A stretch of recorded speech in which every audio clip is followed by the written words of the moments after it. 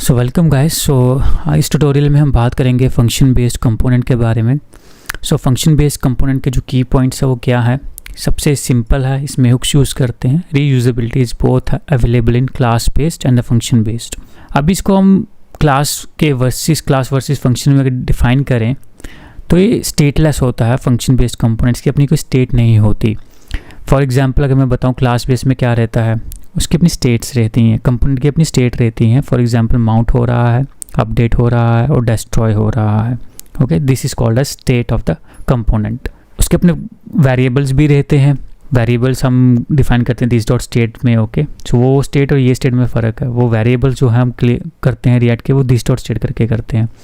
यहाँ पे स्टेटलेस का मतलब है जो हम स्टेट फाइंड आउट करते थे, mount, did update and destroy that. Okay, वो यहाँ पे नहीं रहती। उसे हम यूज़ करने के लिए, उसे अचीव करने के लिए हम यूज़ करते हैं हुक्स हमारे पास जो स्टेट के लिए है। बल्कि अगर मैं आपको यहाँ पे डिफाइन करूँ, जो हुक्स हमारा यूज स्टेट है ये डिफाइन करता है आपका फंक्शन के जो भी वेरिएबल्स हैं जो हेल्प करते हैं रिएक्ट को to render the updates in the UI. Another जो स्टेट को मैनेज करने के लिए हम यूज़ करते हैं यूज इफेक्ट। वो स्टेट के लिए जो हम component mount, update and all, वो सब हम यहाँ पे यूज इफेक्ट के थ्रू ही करते हैं वो सब फंक्शनैलिटी। ये बहुत सिंपल होगा, मैं कंपेयर करके बताऊंगा क्लास बेस और फंक्शन में। उसकी टेस्टिंग इजी होती है। यहाँ पे दिस हम नहीं यूज़ करते क्योंकि दैट इज़ अ फंक्शन, वो क्लास बेस में यूज़ होंगे। That is only the difference. Let's go to the VS code and do our changes. Okay, मैं VS कोड में यहाँ पे आ गया हूँ। यहाँ पे app.js है। ये लास्ट टाइम क्लास हमने यूज़ की थी। ये चाइल्ड है। ओके, तो आप देख सकते हो क्लास है, कंस्ट्रक्टर है, देन रेंडर है, उसके अंदर रिटर्न है। लेट्स सी द फंक्शन वो कैसा होगा। ओके, तो ध्यान से देख लो। क्लास इस तरह हमें बनानी पड़ रही है। कंस्ट्रक्टर यूज़ करो ना करो, बट कंस्ट्रक्टर यूज़ करना पड़ता है अगर स्टेट यूज़ करनी है। देन आपको रेंडर अगर यूज़ करना है तो उसके अंदर रिटर्न आपको पास करना है। रिटर्न में JSX भेजते हो। ओके, तो कंपेयर करेंगे तो अभी देखते हैं हम कंपेयर करेंगे इसे। तो सबसे पहले मैं क्लास को हटा ही देता हूँ। So we remove that and we remove this one also.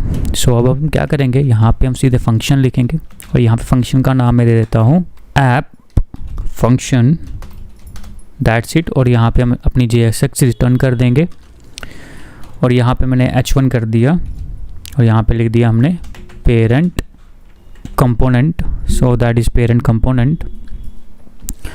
अब मुझे यहाँ पे चाइल्ड भी कॉल करना है अगर। ओके, सो अगर मैं यहाँ पे चाइल्ड कॉल कर लूँ ऐसे,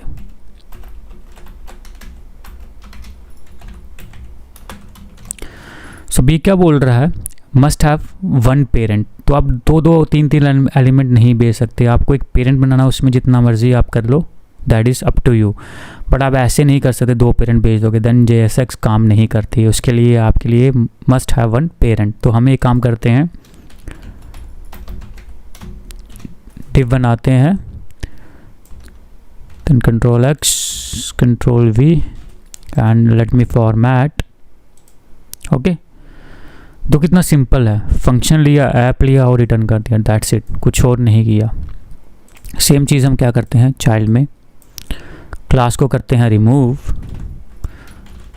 तो यहाँ पे हम करते हैं फंक्शन और यहाँ पे मैं यूज़ करता हूँ चाइल्ड और यहाँ पे हम रिटर्न करते हैं JSX H1। तो H1 है तो अगर एक ही एलिमेंट है then no need to worry. So यहाँ पे हम लिखते हैं चाइल्ड कंपोनेंट, दैट्स इट। कितना सिंपल है ये।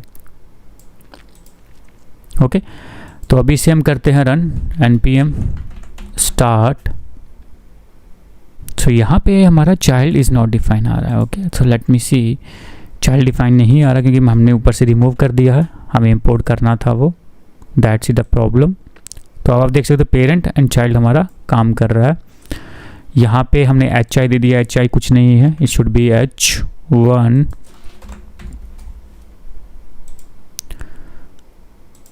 ओके, सो ये इस तरह काम कर रहा है। अगर मैं आपको इंस्पेक्ट करके भी दिखा दूँ यहाँ पे, so you can see body main div है और ये वाला डिव आपका कहाँ पे था, पेरेंट में था। H1 और चाइल्ड आपका रेंडर होके H1 में कन्वर्ट होके इस तरह दिखेगा। आई होप यहाँ पे क्लियर हो गया होगा। If you have any doubt put in a comments. Till then bye bye.